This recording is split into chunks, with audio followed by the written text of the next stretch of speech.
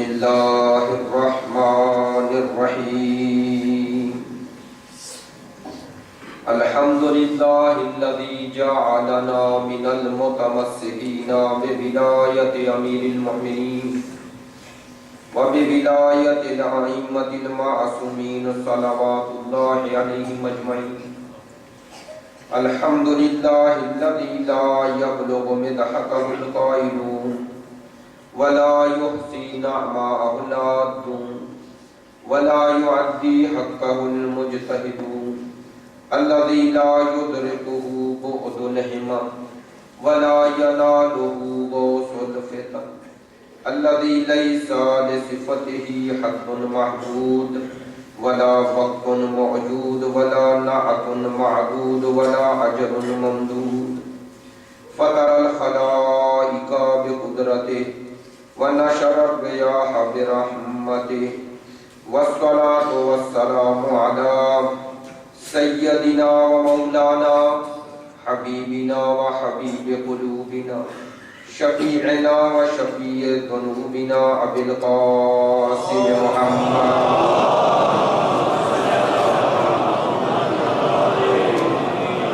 وآله الطيبين الطاهرين المعصومين المظلومين الذين أذهب الله عنهم الرجس وطهرهم تطهيرا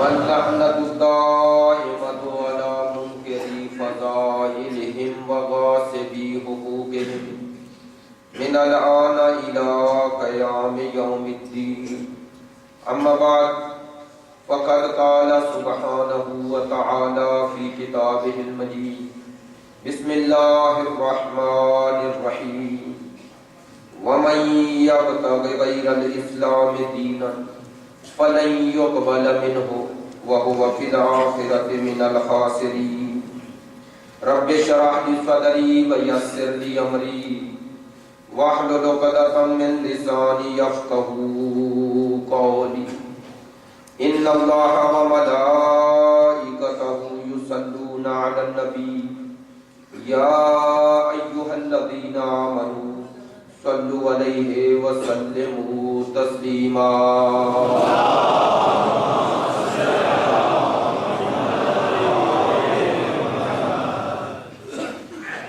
واجب الاحترام معزز و مکرم عزاداران سید الشہداء محبان اہل بیت پیروان مکتب ولایت عاشقان مکتب شہادت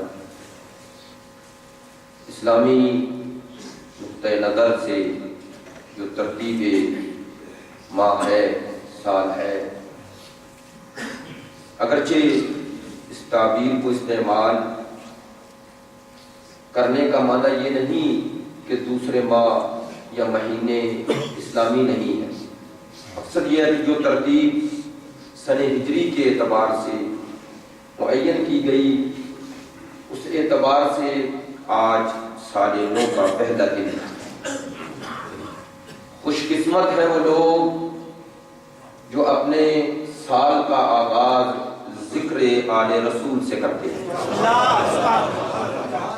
میں نے کیوں کہا خوش قسمت ہے اس لیے کہ اس مادیت میں غرق دنیا کو روحانیت کا پیغام دے رہے ہیں اس خود غرضی خود پرستی میں غرق دنیا کو خدا پرستی اور احسان و قربانی کا درس دے رہے ہیں جو یہ بتا رہے ہیں کہ اس کائنات میں جب تک یہ کائنات باقی ہے حق کی صدا باقی رہے گی جو اس بات کا درس دے رہے ہیں پیغام دے رہے ہیں ان مجالس کے ذریعے اس عزاداری کے ذریعے بتا رہے ہیں کہ طاقت حق نہیں حق طاقت ہے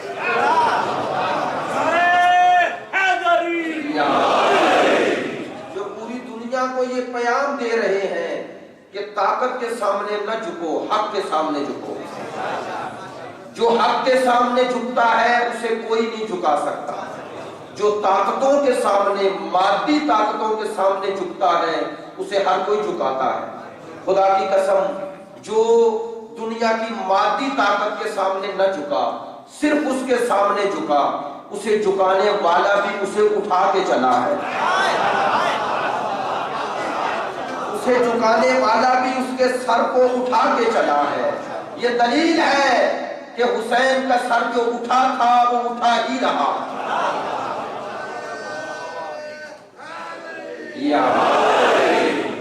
اور قیامت تک یہ عزاداری، یہ مجالس، یہ اعلان ہے کہ طاقت کو حق نہیں ماننا، حق کو طاقت ماننا ہے۔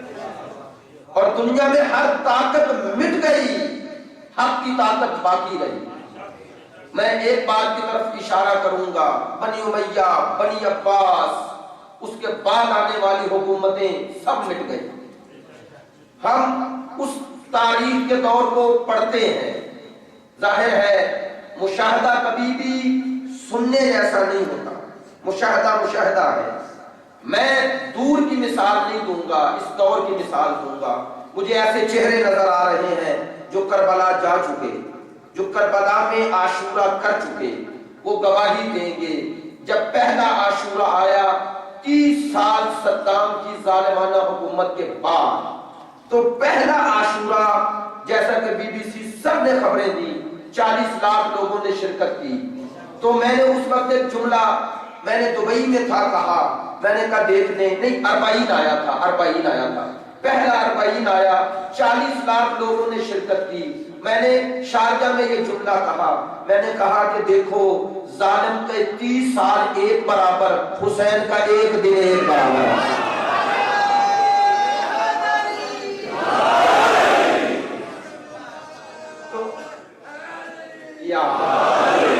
تو جب صدام جیسا ظالم کے 30 سال ایک برابر، حسین کا ایک دن ایک برابر، جس کے ایک دن کا مقابلہ 30 سال ظالم نہ کر سکے، ظالم کے ظلم کے 30 سال جس کے ایک دن کی برابری مقابلہ نہ کر سکے، اس کی پوری زندگی کا مقابلہ کوئی کیسے کرے گا؟ اس کی پوری حیات کا مقابلہ کوئی کیسے کرے گا؟ میں ان مجالس کے حوالے سے اپنے نوجوان بھائیوں کے لیے یہ جملہ کہہ رہا ہوں، یاد رکھیے، یہ ذکر حسین اس لیے نہیں ہے، حسین نبی کے فرزند کا نام نہیں۔ اگر یہ پہلو ہوتا تو نبی کے دوسرے فرزندوں کا ذکر بھی کیا جاتا۔ توجہ فرمائیے گا، حسین صرف پیغمبر کے فرزند کا نام نہیں ہے، بطول کے لخت جگر کا نام نہیں ہے، علی کے نور نظر کا نام نہیں ہے، بنو ہاشم کی ایک فرد کا نام نہیں ہے، ہر نیکی کا دوسرا نام حسین ہے۔ حسین سے محبت نیکی سے محبت ہے۔ اور یاد رکھیے، یزید امیر شام کے بیٹے کا نام نہیں، بنو ہاشم بنو امیہ کے ایک فرد کا نام نہیں ہے، ابو سفیان کے پوتے کا نام نہیں ہے۔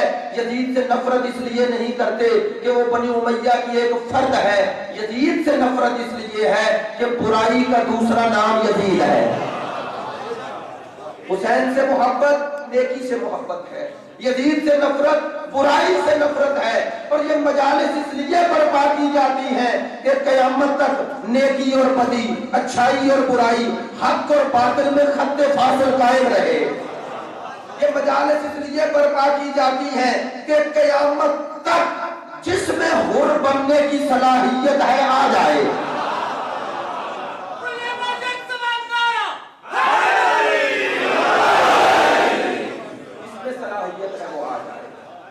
ان مجالس کا مقصد نیکی کو، انبیاء کی تحریک کو زندہ کرنا ہے۔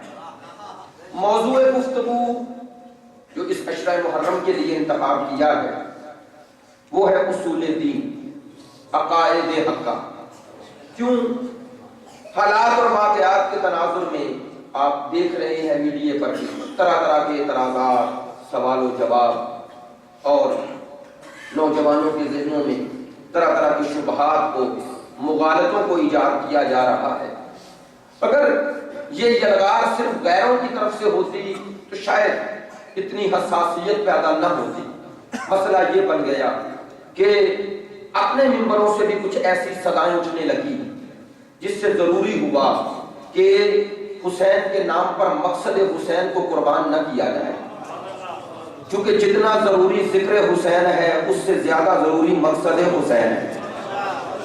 ان مجالس کا مقصد ہدف حسین تک پہنچنا ہے۔ دیکھیے ایک بات کہہ رہا ہوں، ماشاءاللہ آپ سے بہتر کون سمجھیں گے، جتنی عظیم کوئی شے ہوتی ہے نا اس پر قربانی اتنی عظیم ہوتی ہے۔ یہ کبھی دنیا میں نہیں ہوا آپ کا ہدف پست ہو آپ کی قربانی عظیم ہو، اگر ہدف اعلیٰ ہے قربانی اعلیٰ ہوگی، جتنا اعلیٰ ہدف ہوگا اتنی اعلیٰ قربانی ہوگی۔ اب خود سوچو وہ ہدف کتنا عظیم ہے جس پہ حسین اکبر کو قربان کر رہا ہے، وہ ہدف کتنا عظیم ہے، لہذا اس ہدف کو بچانا یہ ان مجالس سے حسین کی ذمہ داری ہے۔ اصل مقصد اس ہدف حسینی تک پہنچنا ہے، اصل ہدف وہ کردار حسینی، وہ کردار کربلائی پیدا کرنا ہے۔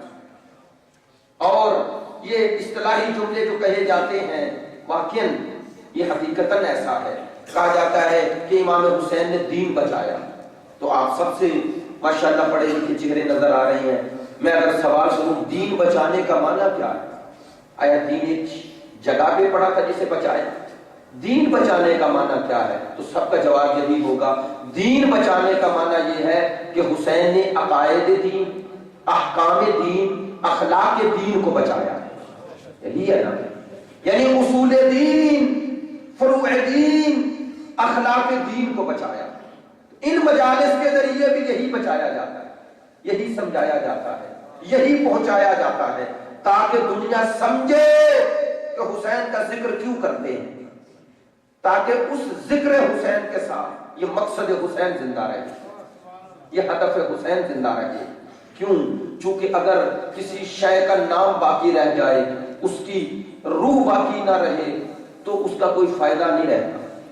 میں نے 18 ذی الحج کی رات کو یہاں پر ایک گفتگو میں ایک بات کہی تھی، میں نے کہا تھا دنیا میں دو اسلام ہے، ایک سقیفائی اسلام ہے، ایک غدیری اسلام ہے۔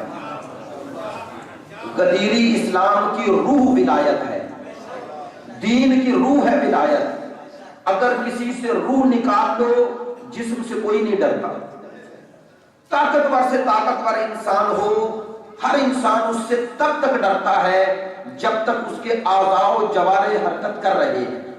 یہ اعضاء و جوارح کی حرکت بتاتی ہے کہ اس میں روح باقی ہے۔ اگر یہ حرکت کرنا چھوڑ دے، ان میں تحرک نہ رہے، وہی انسان سامنے پڑا ہے، کوئی نہیں ڈرتا۔ تو ڈرنے کا سبب جسم نہیں روح ہے، طاقت کا ذریعہ سرچشمہ تو روح ہے۔ تو میں نے عرض کیا تھا کہ روح اسلام ہے ولایت، روح دین ہے ولایت۔ اگر دین سے روح نکال دو تو اب دین کا ڈھانچہ ہے، دین کی روح نہیں۔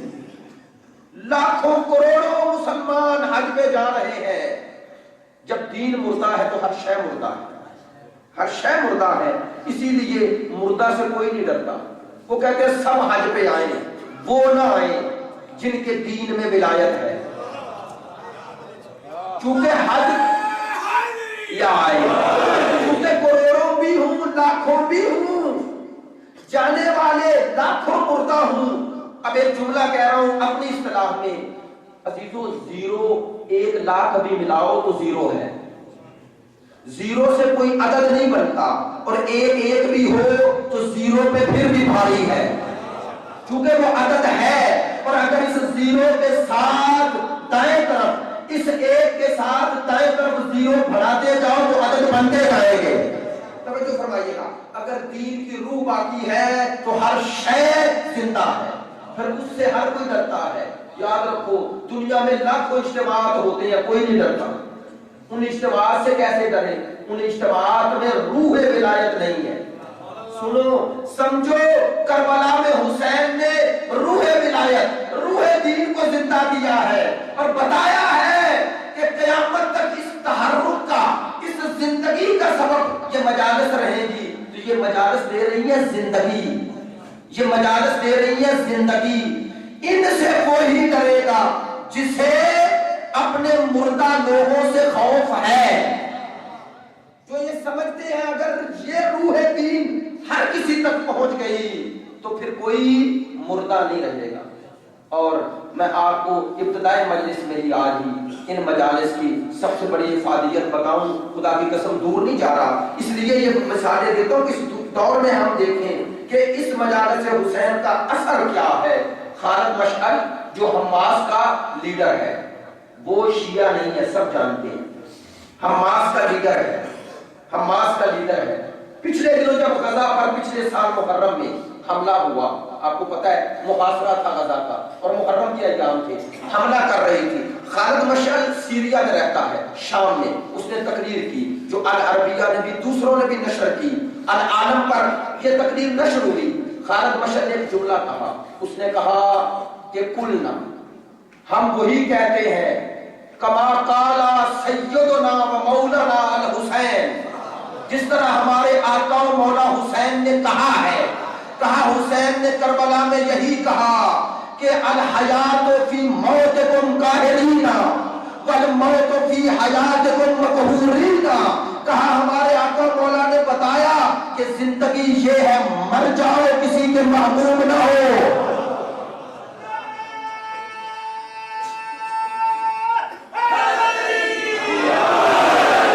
مر جاؤ کسی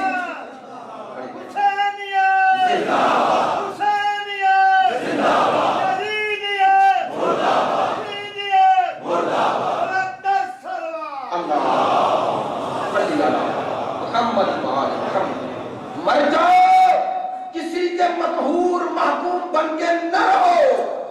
اور زندگی یہ ہے کہ مر جاؤ کسی کے محکوم بن کے نہ رہو. یہ زندگی ہے. موت کیا ہے؟ موت کیا ہے؟ موت یہ ہے کہ زندہ رہو لیکن محکوم بن کے رہو. اب پتا چلا کہ سب محکوم بن کے زندہ رہ رہے ہیں مردہ. ایک ہی ہے جو کہتے ہیں محکوم نہیں بنیں گے, مر جائیں گے. یہ وہی ہے جن کے پاس حسین ہے, جن کے پاس حسین ہے. اور دشمن اسی سے ڈر رہا ہے کہ یہ پیغام پوری دنیا میں نہ پہنچے. لیکن الحمدللہ یہ پیغام پہنچے گا, یہ پیغام پہنچے گا. کبھی کسی نے ہاتھ سے بھی سورج کو ڈھانپا ہے؟ اگر میں اپنی آنکھوں کے سامنے سورج کے روشنی ہے, میں آنکھوں کے سامنے اپنی ہتھیلی کو کر لوں تو کیا ہوگا؟ سورج میری آنکھوں کے سامنے آ گیا, یہ ہتھیلی آ گئی, سورج نہیں چھپا. کوئی ہتھیلی سے آفتاب کو چھپا نہیں سکتا. اور حسین وہ آفتاب ہے جس کی روشنی کو چھپانے کے لیے انسان کے پاس جتنی بھی قدرت ہو کم ہے. خدا کی قسم فقط ذکر حسین ہے جسے مٹانے کے لیے ہمیشہ حکومتوں نے کام کیا, اسے بچانے کے لیے نہیں. حکومتوں کے خزانے جنہیں بچانے کے لیے خرچ ہوئے وہ دفن ہو گئے اور اپنے ملک میں دفن ہو گئے. میری بات کی تائید وہ کریں گے جو سیریا جا چکے. شام بنی امیہ کا دارالحکومت ہے لیکن علی کی بیٹی کا آج بھی وہاں روزہ آباد ہے اور بنی امیہ کی قبریں آج بھی برباد ہیں.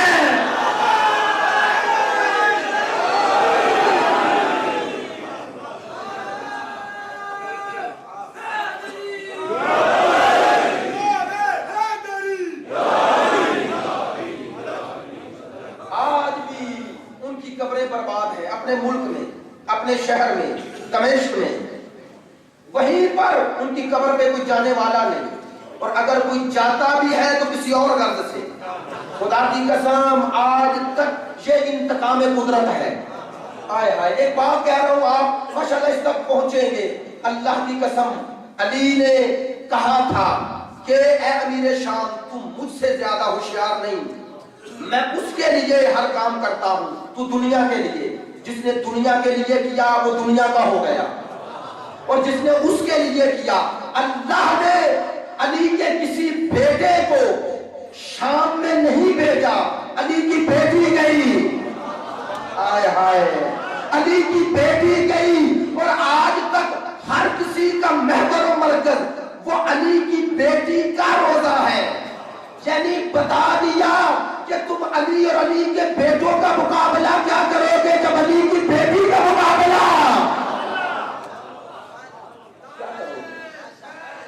یا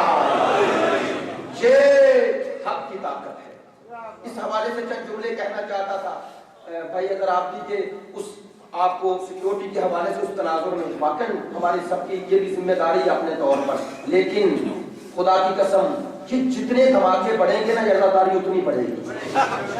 میں دعوے سے کہہ رہا ہوں کہ جب جیسے جیسے عزاداری کو مٹانے کے لیے کوششیں ہوں گی، یہ عزاداری کو بچانے والا وہ پردہ غیبت میں اور اپنی طاقت دکھائے گا۔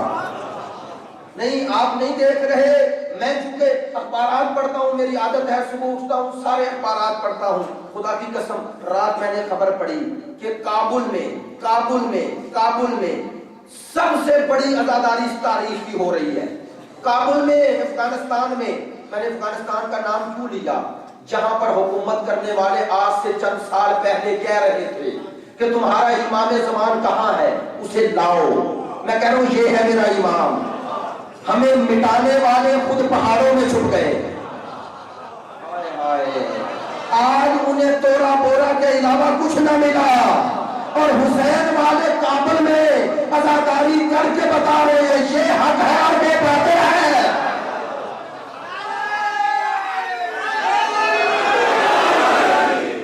یہ حق ہے اور وہ باطل ہے، یہ حق کو بچانے والی طاقت ہے۔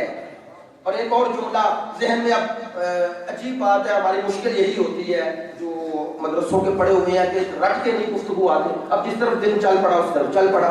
حالانکہ اصل موضوع پر بھی ایک بات بھی نہیں کہہ سکا، لیکن ایک بات ضرور کہوں گا۔ شہید مطہری نے کیا خوبصورت بات کہی، کیا خوبصورت بات کہی۔ ان کے سامنے کسی نے کہا کہ ہم نے حسین کو زندہ رکھا ہے، انہوں نے کہا نہیں ہم نے نہیں، چونکہ زندہ اسے رکھا جاتا ہے جو زندگی میں کسی کا محتاج ہو۔ انہوں نے کہا ہم نے حسین کو زندہ نہیں رکھا، یہ حسینیت ہے جس نے ہمیں زندہ رکھا ہوا، جس نے ہمیں زندہ رکھا ہوا ہے۔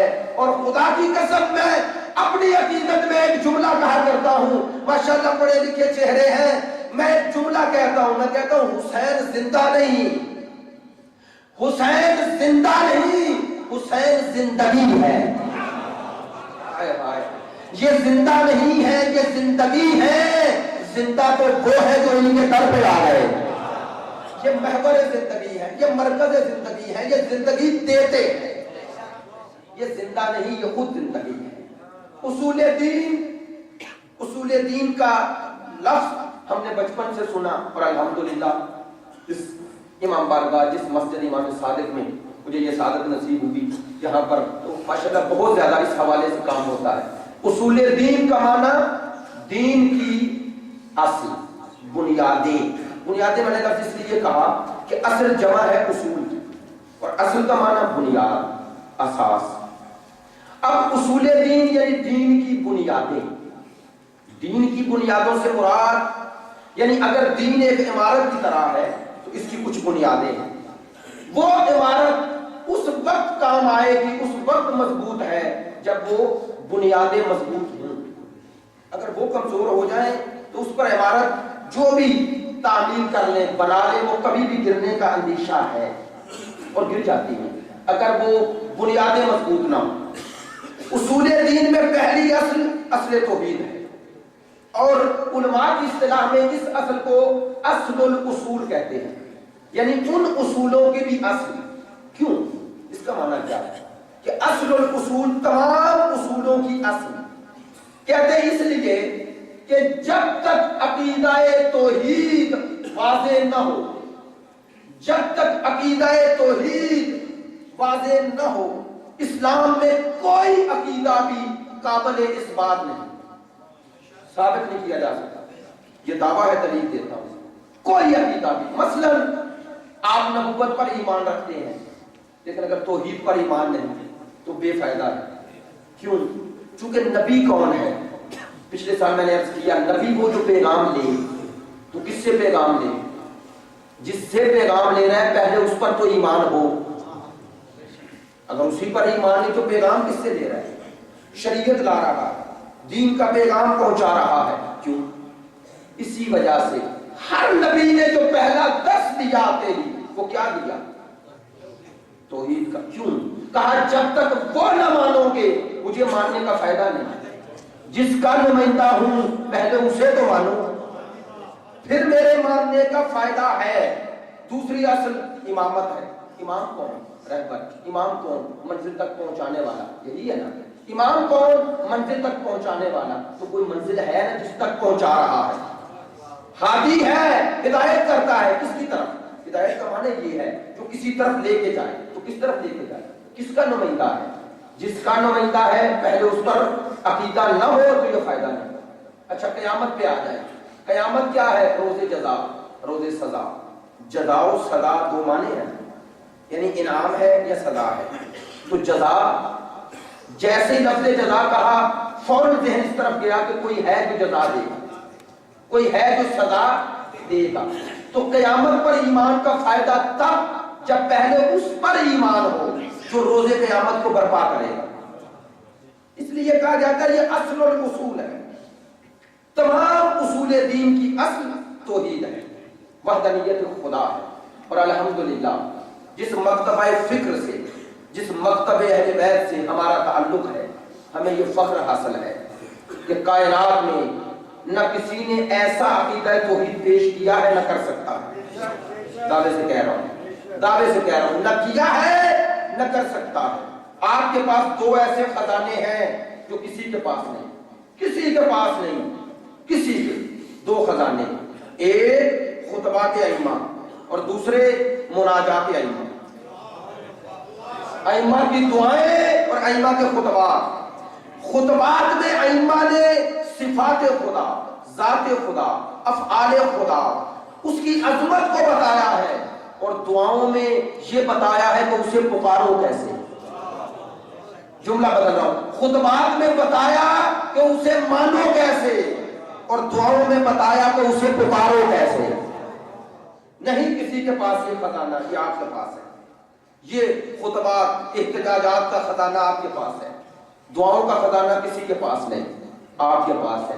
نہج البلاغہ جو مولا کائنات کے خطبات، خطوط اور کلمات کثار پر مشتمل ہے، حالانکہ سید رضی نے سارے خطبات جمع نہیں کیے، جیسا کہ مروج الذہب میں مسعودی نے تسلیم کیا کہ مولا کے خطبات میرے دور میں 400 سے زیادہ ہیں، جبکہ نہج البلاغہ میں 400 خطبات نہیں ہیں۔ گویا انہوں نے اپنے ذوق کے مطابق جمع کیے، لیکن خدا کی قسم یہ جو جمع ہو گئے، جتنے جمع ہو گئے، جتنے پہنچ گئے، اتنوں کو ہی سمجھیں کہ اس کا مقام کیا ہے۔ میں اپنی گواہی دوں تو کیا کمال، میں تو مانتا ہوں، آپ تو مانتے ہیں، آئے اس کی گواہی پیش کرتا ہوں کہ جو مانتا نہیں جیسے آپ مانتے ہیں، لیکن اس نے بھی ماننا پڑا۔ جب جامعہ ازہر کے ایک بہت بڑے اساتذہ کی الہیات پر جلسہ ہوا، توحید پر، خدا شناسی پر، تو ایک شخص نے جو جامعہ ازہر کا چانسلر تھا، اس نے کہا، یہ جملے ہیں، ریکارڈ پہ ہیں، اس نے کہا کہ صبح سے یہاں گفتگویں ہو رہی ہیں خدا شناسی کے حوالے سے، لیکن اس نے کہا خدا کی قسم کوئی ایک بھی ایسی تعریف نہیں، ایسے اوصاف و صفات بیان نہیں کر سکا جس سے ہمیں یہ یقین ہو کہ اب اس کے بعد گنجائش نہیں ہے۔ لیکن اس نے کہا میں علی کی نہج البلاغہ سے پوری نہج البلاغہ نہیں، تمام خطبات نہیں، کہا علی کے پہلے خطبہ کا پہلا جملہ پڑھ کے اگر اس کی تشریح ہی کوئی کر لے تو اسے پتا چل جائے گا مقام کبریا کیا ہے۔ اور یہ جملے انہوں نے کہے کہ لولا خطب علی کرم اللہ وجہہ لما عرف المسلمون توحیدا، کہا خدا کی قسم اگر علی کی نہج البلاغہ نہ ہوتی تو دنیا کو پتا نہ چلتا مقام کبریا کیا ہے۔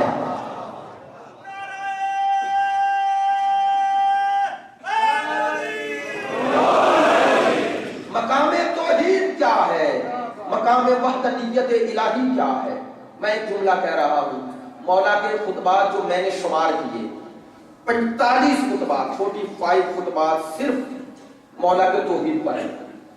یہ اہمیت ہے عقیدہ توحید۔ یہ جو نہج البلاغہ ہم تک پہنچی، اس میں 45 خطبے صرف توحید پر ہیں۔ اس کے علاوہ جو ذکر کیا مولا نے بعض خطبات میں، ذکر شروع ہی الحمدللہ سے، خدا کی صفات سے، خدا کے اوصاف سے، خدا کی عظمت سے۔ لیکن یہ 45 خطبے ایسے ہیں جن کو مختص کیا ذات خدا، صفات خدا، افعال خدا، عظمت خدا۔ تو اس سے پتہ چلتا ہے علی کی نظر میں اہمیت توحید کیا ہے۔ نہیں، اگر ابھی بھی متوجہ نہیں ہوئے، عجیب واقعہ آپ کے سامنے بیان کرتا ہوں۔ یہ بہار و انوار میں علامہ مجلسی نے لکھا، کہتے ہیں جنگ صفین ہونے والی ہے، جنگ صفین، علی لڑنے کے لیے نکل رہے ہیں۔ آپ کو پتہ ہے جنگ صفین میں مولا آئے ہیں میدان میں، کہتے ہیں مولا نکلنے لگے، ایک عربی دوڑتا ہوا، عربی عرب کا بدو ہے انہیں کہا جاتا ہے، عربی آیا دوڑتا ہوا، کہتے علی کہاں ہے؟ لوگوں نے اشارہ کیا وہ ہے، سب متوجہ ہو گئے کہ اب یہ علی سے پتہ نہیں کیا کہنا چاہتے، قریب آیا، کہتا ہے یا علی آپ یہ کہتے ہیں ان اللہ واحد، اللہ واحد ہے، احد ہے، اس کا معنی کیا ہے؟ اب جنگ پہ بالکل علی نکل رہے ہیں اور یہ سوال، اب مثلا میں جہاں آیا اگر یوں آ رہا ہوں اور کوئی راستے میں سوال کر لے سکتے ہیں کہ یار یہ کوئی وقت ہے سوال کرنے کا، مولانا تقریر کرنے جا رہے ہیں اور تم روک رہے ہو۔ جیسے اس نے یہ سوال کیا علی کے صحاب نے کہا یہ کوئی وقت ہے سوال کرنے کا؟ خدا کی قسم علی نے عجیب جواب دیا، علی نے کہا چھوڑ دو، خدا کی قسم اللہ نے اس سے وہی چاہا ہے جو میں اس قوم سے چاہتا ہوں۔ آئے آئے، اگر آپ اس کی دقت کریں تو آج ایک مسئلہ حل کر رہا ہوں۔ علی نے کہا اللہ نے اس بدو سے اسی بات کا ارادہ کیا ہے جو میں اس قوم سے چاہتا ہوں جس سے لڑ رہا ہوں، یعنی علی نے بتایا میری جنگ ان سے خلافت کے لیے نہیں ہے، توحید کے لیے ہے۔ یعنی اگر یہ مقام کبریا کو پہچان جائے تو یہ بھی پہچان جائیں گے جب وہ ایسا ہے تو اس کا بنایا کیسا ہوگا۔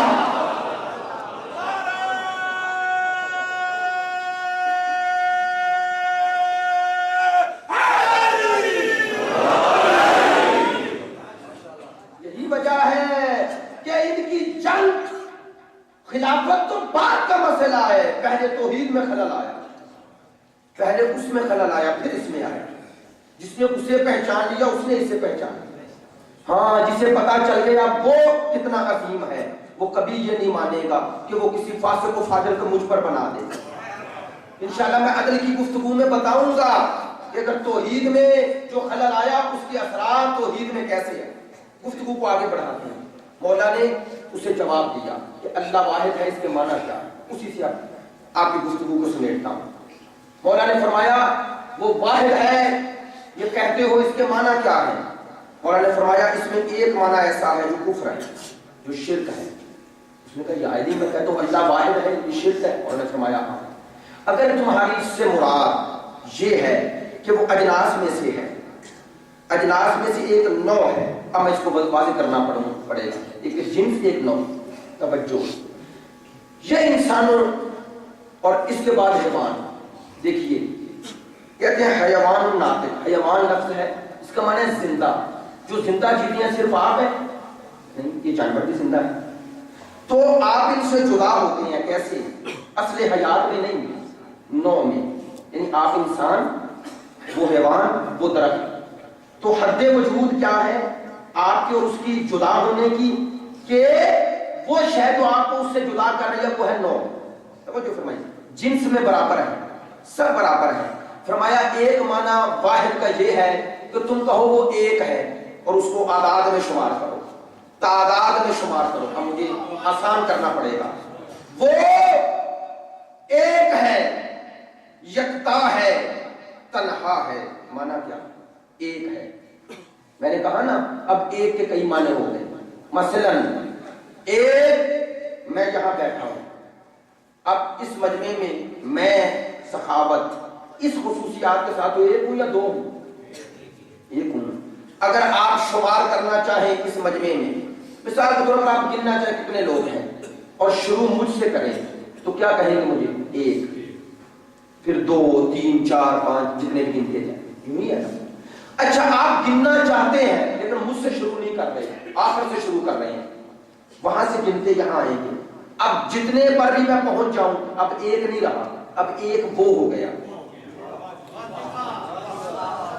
پہلے مجھ سے شروع کیا تو مجھے کہا ایک، اب وہاں سے شروع کیا تو اب وہ ایک ہے، میں نہیں۔ میں کتنا ہوں؟ جتنوں میں آ جاؤں، مثلا 300 ہے، 3000 ہے، 4000 ہے نا، اینڈ پر مجھے لاتے ہیں تو میں بھی ایک وہ بھی ایک، فرق کیا ہے؟ وہ فرق جو میں نے پہلے بتایا وہ ہے تعداد میں ایسا ایک ہوں کہ آپ سب مجھ جیسے ہیں. نہیں توجہ نہیں فرما رہے. میں ایسا ایک ہوں کہ مجھ جیسے کئی ایک ہیں. اسے کہتے ہیں تعداد میں ایک ہونا. یعنی تعداد میں، عدد میں، کاؤنٹنگ میں ایک وہ ہوتا ہے جس کا دوسرا فرض کیا جا سکے. اسے کہتے ہیں وحدت عددی. ہے یہ بھی واحد لیکن ایسا واحد ہے کہ جو عدد میں آ رہا ہے. یعنی اس جیسا دوسرا فرض کیا جا سکتا ہے. علی فرماتے ہیں اگر اسے ایسا واحد مانو تو شرک ہے. ہائے ہائے. اگر اسے ایسا واحد مانو تو شرک ہے. کہا یار بھی کیسا واحد مانوں؟ کہا وہ واحد عددی نہیں، وہ واحد ذاتی ہے. واحد ذاتی وہ ہوتا ہے جس جیسا دوسرا فرض ہی نہ کیا جا سکے. کیوں؟ علی فرماتے ہیں جسے دوسرا فرض کرو گے یا یہ خود ہوگا یا وہ اس سے بالا تر ہوگا. دیکھیے دو بنتے کیسے ہیں؟ دو بنتے کیسے ہیں؟ جب تک مجھ میں ایک حد کو تعین نہ کرو دو ہو ہی نہیں سکتے. ایک دو دو کب کہو گے؟ جب پہلے میری حد وجودی کا تعین کرو گے پھر کہو گے یہ دو. اگر میری حد وجودی کا تعین نہیں نہ کیا جا سکے تو دو کہاں سے؟ یہ نہج البلاغہ ہے، نہج البلاغہ ہے، یہ کلام علی ہے. علی ایسی توحید دینا چاہتے ہیں، ایسی توحید کہ جہاں دوسرے کا تصور ہی نہ کیا جا سکے. اصلا دوسرے کا تصور ہی نہیں ہے. کیوں؟ کہا جس کی حد معین کرو گے پھر کہو گے دو. چونکہ جو دو ہے وہ اس جیسا ہے، ورنہ دو کیسے؟ بھئی عدد میں اس کے برابر نہیں تو دو کیسے؟ ایک پھر دو. ایک پہلے مانا اس کی حد معین کر دی پھر کہا وہ دو. کہا اس لیے اس کی وحدت ذاتی ہے، اس کی وحدت عددی نہیں. کہ وہ ذات میں ایسا واحد ہے کہ جہاں اس کے وجود کی حد معین کرو گے جب محدود ہو گیا تو خدا نہیں. جب محدود ہو گیا تو خدا نہیں. اور جو محدود ہو جائے وہ مخلوق ہوتا ہے، خالق نہیں. نہیں اور بات واضح کرتا ہوں. ایک کہا، اب ایک کے کتنے معنی ہو گئے؟ میری باتوں پہ توجہ فرمائیے گا. جو نتیجہ دوں گا انشاءاللہ آج آپ یاد رکھیں. توجہ فرمائیے گا. اب ایک کے بھی کتنے معنی ہیں؟ ایک کے کتنے معنی ہیں؟ مثال کے طور پر ابھی ہم آئے دفتر میں بیٹھے ہوئے، وہ قہوہ لے آئے سب کو دیا. مثال کے طور پر انہوں نے پوچھا جی کون ایک ہی پیئیں گے یا دو؟ مثال دے رہا ہوں ایک. اب اس پر بھی لفظ ایک آ گیا، اس قہوے پر لفظ ایک تو آیا لیکن آپ نے کبھی سوچا وہ ایک ہے؟ وہ قہوے میں پانی ہے، اس میں پتی ہے، اس میں چینی ہے، کیا پھر بھی ایک رہے ہیں؟ کتنوں سے مل کے بنا پھر بھی ایک. آئے آئے وہ ایسا ایک نہیں.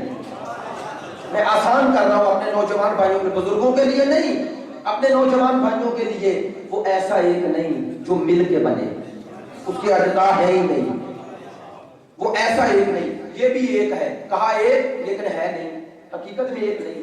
کیوں؟ کیونکہ اس میں ترکیب ہے، اجزاء ہے. اچھا ایک ایک یہ بھی مان. ایک دوسری طرح کا بھی ایک ہے. آپ ایک جگ بھر کے یہاں رکھ دیا. اب میں نے کہا ایک جگ، اسی جگ کو میں نے گلاس میں ڈالا، تھوڑا سا پانی بھرا، دوسرا لیا، تیسرا لیا، چوتھا لیا، پانچواں لیا. 5 گلاس اسی ایک سے بنا لیے. تو دیکھیے ایک کے دو معنی ہو گئے نا. ایک وہ جو کئی سے مل کے بنا، اور ایک یہ کہ جس سے کئی بن گئے. وہ نہ ویسا ایک ہے نہ ایسا ایک ہے. اللہ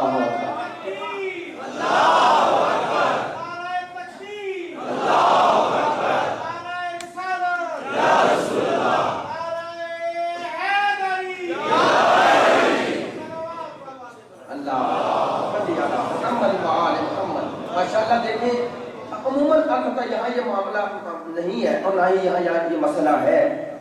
بات کر رہے کہا جاتا ہے عموماً، چونکہ میرا خوش قسمتی سمجھ لیں کہ مجھے جہاں شہروں میں پڑھنے کا اتفاق دیہاتوں میں بھی ہے. مثلا یہ یشرا پڑھ رہا ہوں، 2 جگہ دیہات میں پڑھ رہا ہوں تو بالکل الگ ماحول، الگ مزاج مل جاتا ہے. اور اس لیے پھر بات پریشانی ہو جاتی ہے کہ توحید کو سمجھا جاتا ہے کہ یہ موضوع خشک ہے، سمجھا جاتا ہے، ایسا کہا جاتا ہے، حالانکہ یہ خشک نہیں ہے. اگر توحید سمجھ میں آ جائے تو ولایت سمجھ میں آئے گی. چونکہ ولی کہتے کسے ہیں؟ ولی کہتے ہیں جو قریب ہو. ہائے ہائے، جس کے قریب ہے اگر اسی کی عظمت کا پتہ نہیں تو اس پر اس نے اپنے اوصاف و صفات کی رحمت کیسے کی ہے، یہ کیسے پتا چلے گا؟ یہ باتیں جو کروں یہ خاص تناظر میں کروں، سمجھیں. اگر یہ معنی ہمارے سامنے ایک کے ہوتے تو علی اللہ نہ کہتے، علی اللہ نہ کہتے. ایک طرف کہتے ہو علی اللہ ہے اور ایک طرف کہتے ہو علی نفس پیغمبر ہے. نفس کیا مانے؟ علی نبی جیسا ہے. تو جیسا ہے کہ کیا مانے؟ کہ دو ہیں، اسی لیے تو ایک دوسرے جیسے بنے نا. بھئی مثل میں دو وجود ہوتے ہیں، مثل ایک نہیں ہوتا. لیس کمثلہ شیء، اس جیسا کوئی نہیں. جب اس جیسا کوئی نہیں تو دوسرا کیسے ہوگا؟ اب سمجھو، ایک بات کہہ رہا ہوں اگر آپ تک پہنچی، خدا کی قسم کو ایسا ایک ہے جس نے 14 محمد بنا دیے، آئے ہائے، جس نے 13 علی بنا دیے. اور میں کہتا ہوں خدا کی قسم نبی نے اسی لیے کہا یا علی انت منی وانا منکا، علی تو مجھ جیسا میں تجھ جیسا، تاکہ قیامت تک جو بھی علی اللہ کا نعرہ لگائے اس کے ذہن میں یہ رہے اگر اللہ ہوتا تو نبی جیسا نہ ہوتا، نبی جیسا نہ ہوتا. لیکن میں کہتا ہوں خدا کی قسم اس نے 13 ایسے بنا کے بتایا کہ یہ 13 ایسے بے مثل ہے کہ 13 عرب بھی ہو جائے تو ان جیسے نہیں، لیکن پھر بھی 13 بنائے تاکہ پتا چل جائے کہ جن جیسے 13 عرب بھی نہیں ہو سکتے تو 13 بنا کے بتا رہا ہے میں ایک ایسا ہوں، جیسے کوئی نہیں ہے. اب ان جیسے یہ ایک دوسرے جیسے ہیں، یہ ایک دوسرے جیسے ہیں. اور یہ میں کوئی ایسے نہیں کہہ رہا اب بولو نا محمد، اوصفو نا محمد، کلو نا محمد، کیا مانا؟ سب محمد ہے، سب محمد ہے. تو اس نے 14 صفات کو ایک جگہ جمع کر کے بتایا کہ یہ نہ سمجھنا میں قادر نہیں ہوں، اگر قادر نہ ہوتا تو دوسرا کیسے بناتا، دوسرے سے تیسرا کیسے بناتا. یہ 14 بنا کے بتا رہا ہوں. جب بننے والے ایسے ہیں تو بنانے والا کیسا ہو، وہ بنانے والا کیسا ہو، اس کی عظمت کیا ہوگی. ان کی دیکھو اس کی عظمت کو پہچانو. انشاءاللہ یہ ساتھ ساتھ چلے گا. اب جس گفتگو موضوع کو باطن سمیٹ رہا ہوں، اب نہ اس معنی میں ایک نہ اس معنی میں ایک، تو کس معنی میں ایک ہے؟ میں نے عرض کیا وہ اپنی ذات میں، یعنی اس جیسا دوسرا تصور ہی نہیں کیا جا سکتا. اب اتنے مشکل باتیں کیسے کوئی سمجھے، لیکن یہ ہے کمال قرآن، یہ ہے کمال آل محمد.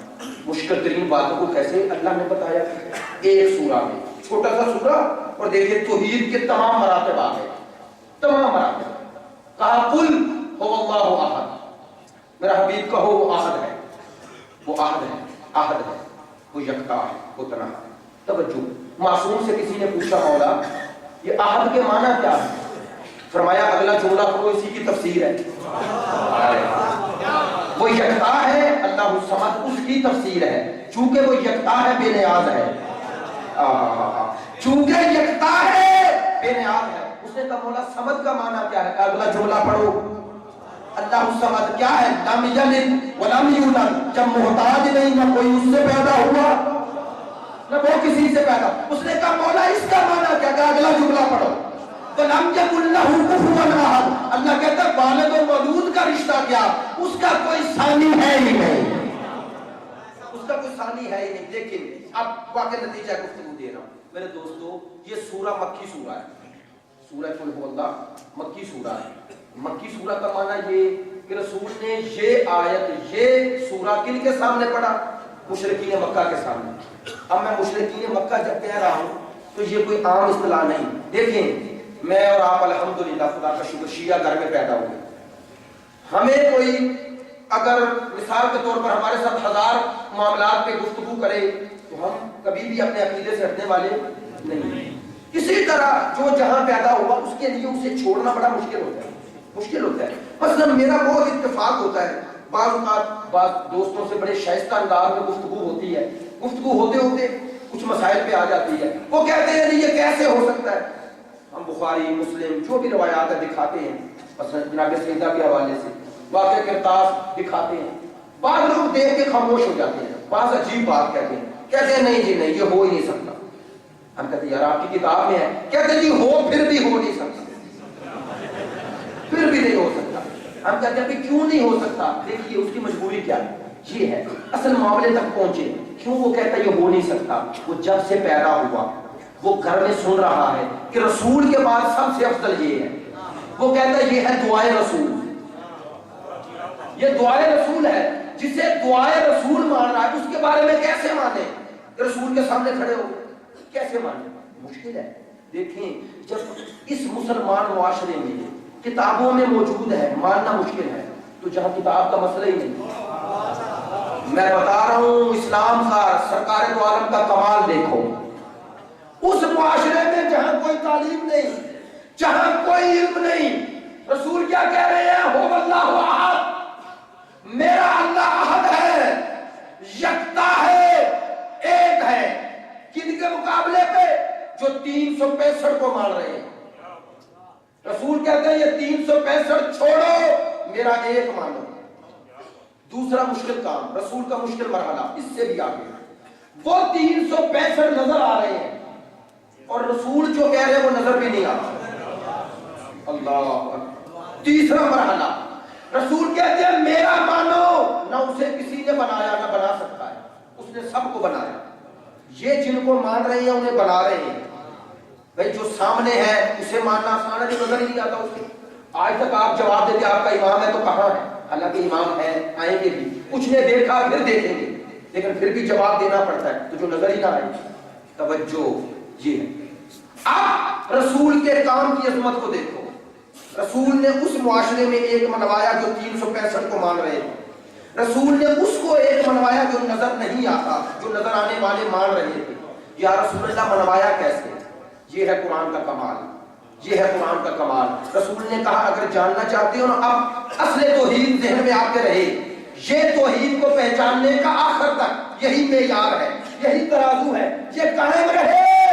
رسول نے کہا میں نے جیسے منوایا تم بھی ایسے منواؤ. یا رسول اللہ کیسے منوایا؟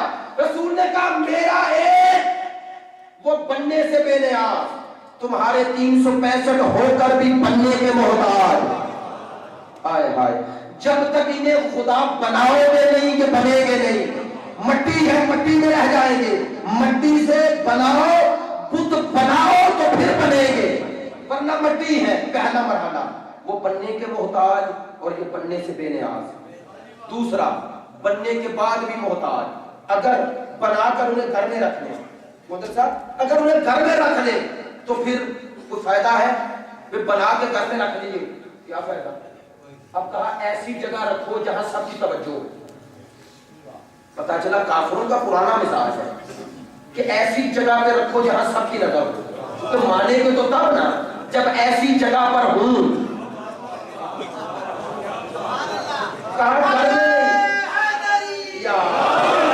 ایسی جگہ رکھو جہاں سب کی نظر میں آ جائے. خدا کے گھر میں رکھ لیجیے, خدا کے گھر. اب سب سمجھ رہے ہیں خدا کے گھر میں ہے تو خدا کے بنائے ہوئے ہیں. آئے ہائے, اگر گھر میں ہوتے تو کوئی نہ سوچتا, چونکہ اس کے گھر میں آ گئے تو پاکیزہ جگہوں پر رکھا تاکہ مانے جائیں. آئے ہائے, پاکیزہ جگہوں پہ رکھا تاکہ مانے جائیں. تو پاکیزہ لوگوں کے ساتھ رکھنا تاکہ ہمارے یہ بھی مانے جائیں. یہ پرانی عادت ہے. آئے ہائے, جو خود عظمت کے مالک ہوں, جو خود عظمت کے مالک ہوں, وہ کسی جگہ کے محتاج نہیں, جگہ ان کی محتاج ہے. خدا کی قسم, خدا کی قسم. اسی لیے علی نجف میں, رسول مدینہ میں, اور مدینہ منورہ ہے اور نجف اشرف ہے.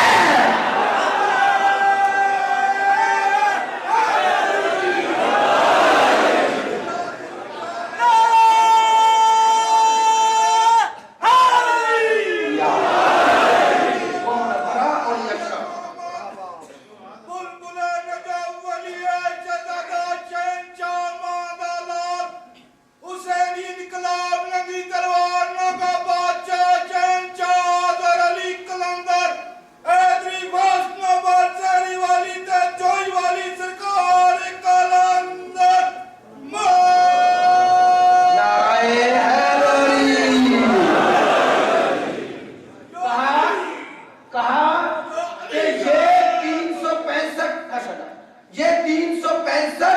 لیکن بننے کے محتاج، بننے کے بعد جگہ کے محتاج، اس کے بعد پوجا کے محتاج۔ توجہ، کہا یہ بے نیاز نہیں ہے کسی مرحلے میں، بننے میں محتاج، رکھنے میں محتاج، محفوظ رہنے میں محتاج۔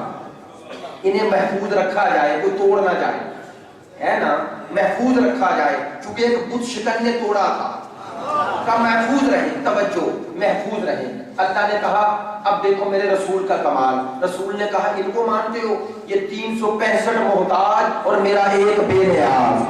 توجہ، بس توحید کا درس یہ ہے کہ جہاں بے نیاز میں اور محتاج میں مقابلہ ہو جائے، اللہ کہتا ہے کبھی محتاج کی طرف نہ جانا۔ میری بات اگر پہنچ رہی ہے، خدا نے کہا اگر محتاج میں اور بے نیاز میں مقابلہ ہو جائے تو کبھی محتاج کی طرف نہ جانا، بے نیاز کی طرف جانا۔ یا اللہ تو کیسا بے نیاز ہے، ہمیں کیسے پتا چلے؟ کہا میری بے نیازی کو نہیں سمجھ سکو گے، جسے بنایا ہے اگر وہ تمہارا محتاج نکل آئے تو مجھے بے نیاز نہ ماننا۔ خدا کی قسم، اب توحید کا درس یہ ملا، اللہ نے کہا میں بے نیاز ہوں، جو میرا نمائندہ ہوگا وہ بے نیاز ہوگا، وہ محتاج نہیں ہوگا۔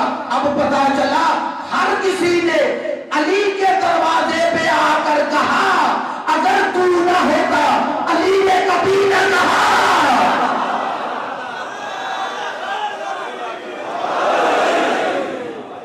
ہر کسی نے اس کے دروازے پہ آ کے کہا، یہ کسی در پہ جاتا نظر نہ آیا۔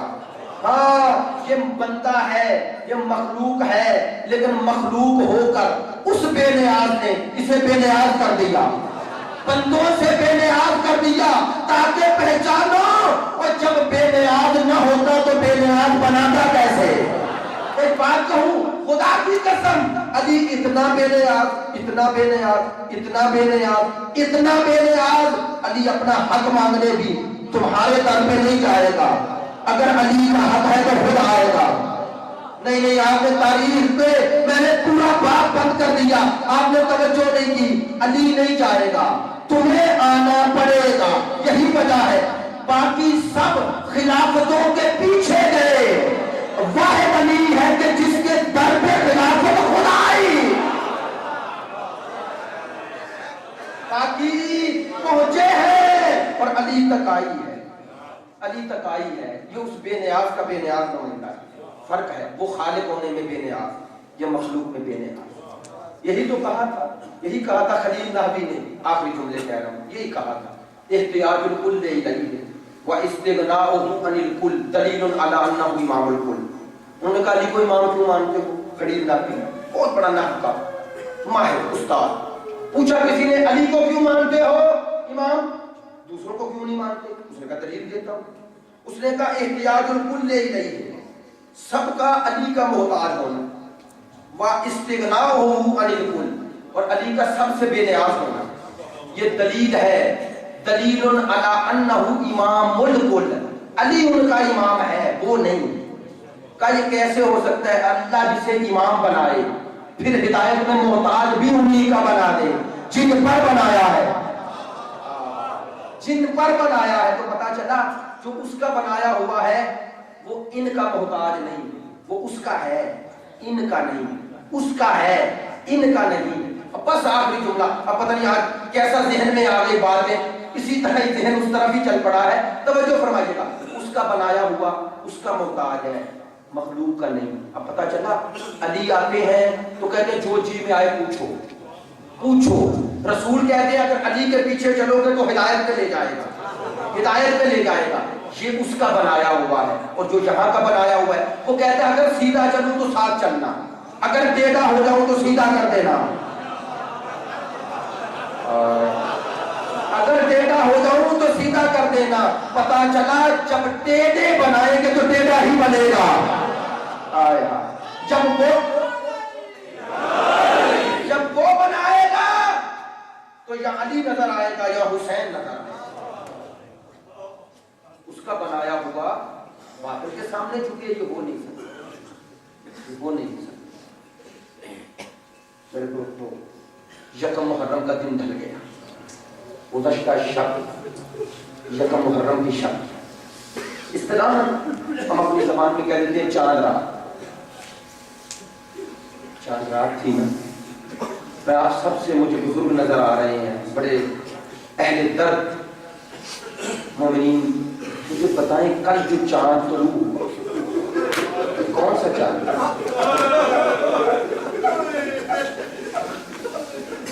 میں نے آپ سے سوال کیا، آپ کی آنکھوں میں آنسو آ گئے۔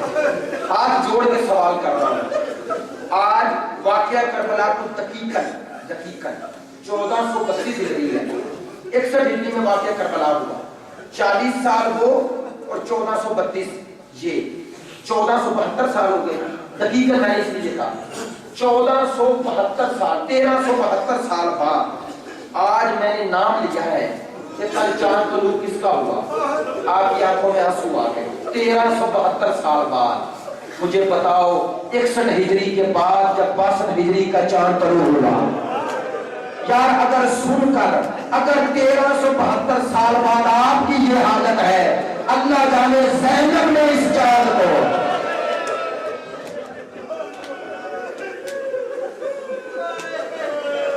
اللہ جانے رباب کی ماں نے اس چاند کو کیسے دیکھا، اللہ جانے اکبر کی ماں نے کیسے دیکھا، اللہ جانے قاسم کی ماں نے کیسے دیکھا۔ میرا دل کہتا ہے ادھر 62 ہجری کا چاند طلوع ہوا ہوگا، ادھر زینب نے روزے کہا ہوگا، اور محرم کا چاند تو دوبارہ طلوع ہو گیا، ہائے کربلا میں میرے جان۔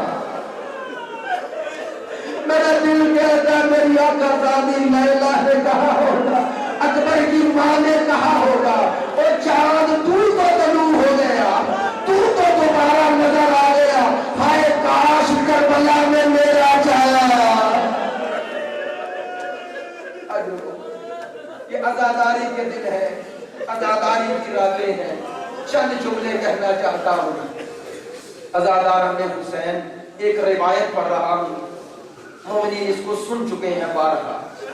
کہتے ہیں ابن شبیب امام کا ایک صحابی ہے، 8ویں امام کا، کہتا ہے یکم محرم کو میں طوس میں آیا، امام ولی عہد ہے، کہتے ہیں میں نے امام کے گھر میں داخل ہوا، صحابہ خاص میں، کیا دیکھتا ہوں امام نے سیاہ کرتا پہنا ہوا ہے اور امام رو رہے ہیں، کہتے ہیں میں متوجہ نہیں ہوا، ابن شبیب کہتے ہیں متوجہ نہیں ہوا، میں نے قریب جا کے سلام کیا، ایک دفعہ امام نے سر اٹھایا میری طرف دیکھا، شبیب تجھے پتہ ہے آج کون سا دن ہے؟ کہتے ہیں میں فوراً متوجہ ہوا کہ آج تو یکم محرم ہے، بیٹھ گیا، کہتے ہیں امام رو رہے ہیں، میں پاس بیٹھ گیا، کہتے ہیں بس امام کو بہانا چاہیے تھا کہ کوئی مجھ سے سوال کرے اور میں اپنے دادا کا ذکر کروں، میں حسین کی مظلومیت بیان کروں۔ ایک دفعہ دیکھا، کہتے ہیں شبیب تجھے پتہ ہے یکم محرم ہے؟ ہاں مولا ذرا اپنے دادا کا کوئی مصیبت تو سنائے، سنیں گے؟ اور نرم دل مومنوں سادہ لے کے آیا ہوں، میں سخت جملے کہنے کا عادی نہیں، لیکن امام کے الفاظ پڑھ رہا ہوں۔ کہتے ہیں شبیب اگر تجھے زندگی میں کبھی کسی غریب پر رونا پڑے نا تو کسی غریب پر نہ رونا، سب سے بڑا غریب میرا دادا حسین ہے۔ دوسرا جملہ سنیں گے، کہتے ہیں اگر تمہیں زندگی میں کسی مظلوم پہ رونا پڑے تو کسی مظلوم پہ نہ رونا، حسین سے بڑا مظلوم کوئی نہیں ہے۔ اور چاہنے والوں حسین کے تمہیں پیغام دیا ہے نا میرے مولا نے بھی کہا، جب بھی ٹھنڈا پانی پینا، میری پیاس کو بھول نہ جانا، جب بھی کسی پردیسی کا واقعہ سننا جو دیش سے دور عالم غربت میں مارا گیا، کہا میری غربت کو بھول نہ جانا۔ بس دادا میں ایک جملہ کہہ رہا ہوں۔ اس کے بعد امام نے کہا کیوں میرے دادا حسین پہ رو، میرے جد حسین پہ کیوں رو؟ پڑھے لکھے میرے طالب علم بھائی بھی نظر آ رہے ہیں، میری بات کی تصدیق کریں گے۔ کہتے ہیں کیوں رو میرے دادا حسین پر؟ فرماتے اسی لیے کہ ذوبح الحسین ہو کما ذوبح القبش، کہتے ہیں میرے دادا کو ایسے ذبح کیا گیا جیسے جانور کو ذبح کیا جاتا ہے۔ نہیں مجھے وضاحت کرنا پڑ رہی ہے، اس لیے کہ متوجہ نہیں ہوئے. عزیزو عربی میں دو جملے بولے جاتے ہیں, حوصلے سے سنیں. دو جملے, ایک لفظ بولا جاتا ہے قتل, ایک لفظ بولا جاتا ہے ذبح. ذبح اور قتل میں فرق ہے. قتل کسے کہتے ہیں عربی میں؟ کہتے ہیں قتل اسے کہتے ہیں کہ ایک تلوار یا تیر کا مارا جائے اور چھوڑ دیا جائے. جسے تلوار یا تیر مارا ہے نا, چھوڑ دیا جائے تاکہ وہ تسلی سے اپنی جان دے دے, اسے عربی میں کہتے ہیں قتل. ذبح کسے کہتے ہیں؟ کہتے ہیں ذبح اسے نہیں کہتے جسے ایک زخم لگا کے چھوڑ دیا جائے. ذبح اسے کہتے ہیں جسے بار بار زخم لگائے جائے, جسے بار بار جس کے گلے پہ تلوار چلائی جائے. کہتے ہیں میرا دادا حسین قتل نہیں ہوا, ذبح ہوا ہے. کہا ہے ایسے ذبح ہوا کہ 70 قدموں پر سگی بہن دیکھ رہی تھی, زینب کا بس نہ چلا, دونوں ہاتھ سر پہ رکھے اور رو کے کہتے ہیں تم نے میرے نانا کا کلمہ پڑھنے والا کوئی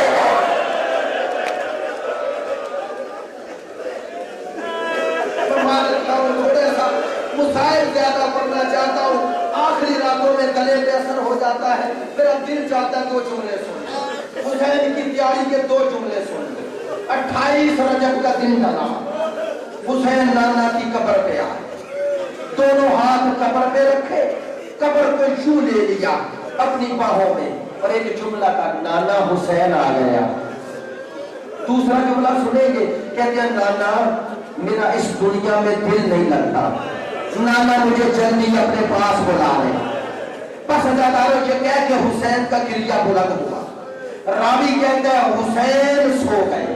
میرا دل کہتا ہے کہ حسین اس لیے سو گئے کہ نانا کی آغوش سے بڑے مانوس تھے نا. حسین سو گئے, یہ بھی ایک قدرت کا اہتمام تھا. ادھر حسین سوئے, ادھر مکاشفہ ہوا. کیا مکاشفے میں دیکھا کہ نانا رسول آ گئے, بابا علی آ گئے, ماں بطول آ گئی, بھائی حسن آ گئے. نانا نے سر اٹھایا, آغوش میں رکھا, کہا بیٹا حسین, بیٹا حسین, اگر تم مدینہ میں رہے گا تو میرا دین کیسے بچے گا؟ اور میرا لال, ہم سب تیرا انتظار کربلا میں کر رہے ہیں. بس کہتے ہیں یہ کہنا تھا. حسین ایک دفعہ اٹھے, دونوں ہاتھ پیشانی میں رکھے, کہتے ہیں نانا میرا آخری سلام, نانا قیامت تک ہر کوئی آئے گا, اگر نہیں آئے گا تو حسین نہیں آئے گا, یہ بطول کا بیٹا نہیں آئے گا. نانا میں تیرا دین بچا دوں گا, نانا قیامت تک دنیا تیرے ریزے پہ آئے گی. نانا یہ کہے گی کہ نواسا ایسا ہوتا ہے.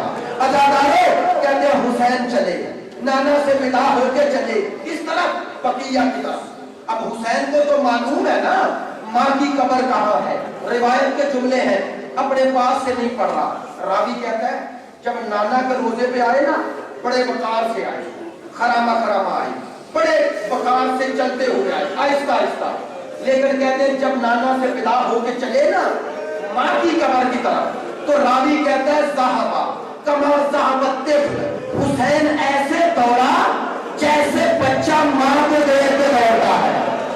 میرا دل کہتا ہے بطول نے بڑے تیاری ہوگی, آؤ میرا غریب حسین, آؤ میرا قدیر حسین, آؤ میرا پیاسا حسین, اور میرا لال, ماں تجھے آغوش میں لے لیتی ہے.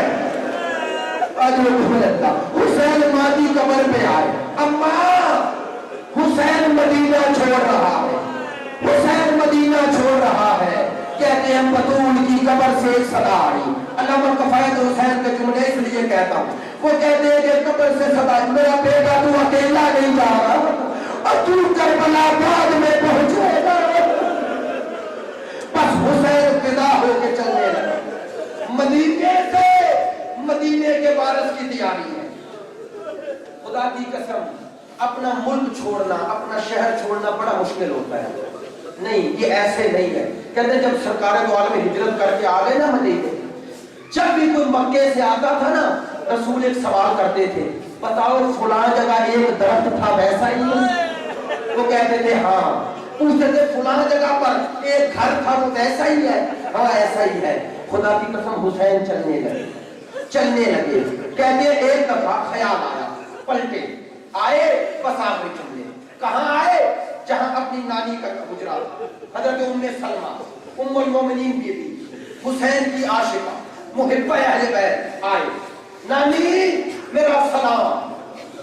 نانی نے سر اٹھایا، بیٹا حسین کہاں کی تیاری ہے؟ نانی اماں عراق کا نام آنا تھا۔ ایک دفعہ بی بی اٹھی، ضعیفی کی حالت ہے، عصا ہاتھ میں ہے، اٹھی، میرا بیٹا عراق نہ جانا، کربلا نہ جانا۔ نانی کیوں؟ کہا تیرے نانے نے کہا تھا، کہا نانا نے ہی کہا ہے وہاں جاؤ گے تو میرا دین بچے گا، بس یہ کہنا تھا۔ اب بی بی نے روکا نہیں، ایک سوال کیا، اور میرا بیٹا مجھے نہیں لے جائے گا؟ کہا کیسے لے جاؤں؟ آپ ضعیفہ ہیں، اصل جواب نہیں دیا، وہ حسین کے پاس ہے، جانتے ہیں یہ حرم رسول ہے، میں تو عزت رسول بچانے جا رہا ہوں، کیسے لے جاؤں؟ شام غریبہ جو ہوگا قیامت تک لوگ کہیں گے یہ کیسی امت تھی جس نے حرم نبی پر بھی رحم نہیں دیا، نانی نہیں لے جا سکتا، بس یہ کہنا تھا۔ کہا بیٹا میں نے تیرے نانا سے روایت سنی ہے کہ جو تیری مقتل گاہ کی زیارت کرے گا اللہ اسے 70 مقبول حج کا ثواب دے گا۔ میری خواہش تھی کاش تیرے ساتھ جاتی، تیری مقتل گاہ کی زیارت کرتی، یہ کہنا تھا۔ کہا نانی گھبرا نہیں، میں حسین ہوں، میں امام ہوں۔ کہا نانی تجھے کربلا دکھاؤں؟ ہاں بیٹا دکھا۔ مقبول روایت کا مشہور ہے، ایک دفعہ ایک دو انگلیاں بلند کی، نانی ذرا ادھر دے، ادھر دے، کہتے ہیں اللہ جانے حضرت ام سلمہ نے کیا منظر دیکھا۔ کہا بیٹا ہاتھ ہٹا لے۔ نانی کیوں؟ کہا پتہ نہیں کوئی غریب ہے، کوئی اکلیتا ہے، کئی مارنے والے ہیں۔ نانی جانتی ہے یہ کون ہے؟ یہ تیرا بیٹا حسین ہے، بس یہ کہنا تھا۔ حضرت ام سلمہ نے منہ پیٹا، اور میرا بیٹا حسین تیرے ساتھ تیرے نانے کی امت یہ کرے گی۔ آؤ آخری جملہ دے رہا ہوں، میں کہتے ہیں بی بی آپ سن کر برداشت نہ کر سکی، اللہ جانے یہ منظر اس بہن نے کیسے دیکھا، اللہ جانے ماں نے کیسے دیکھا۔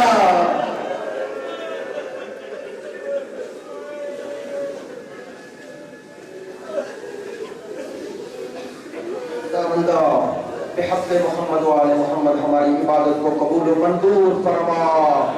خدایا جو دعائیں میرے ذمہ لگائی گئی ہیں جس قسم کی بھی، خدایا انہیں اپنے دربار میں شرف قبولیت عطا فرما۔ خدایا جو بیمار ہیں شفا کامل و عاجلہ عطا فرما۔ خدایا حاضرین مجلس کی تمام شرعی حاجات کو شرف قبولیت عطا فرما۔ ہمارے آخری امام کا ظہور فرما۔ خدایا علماء حق کا سایہ ہمارے سروں پہ قائم و دائم رکھ۔ عزاداری سید الشہداء کی حفاظت فرما۔ ایک سورہ فاتحہ۔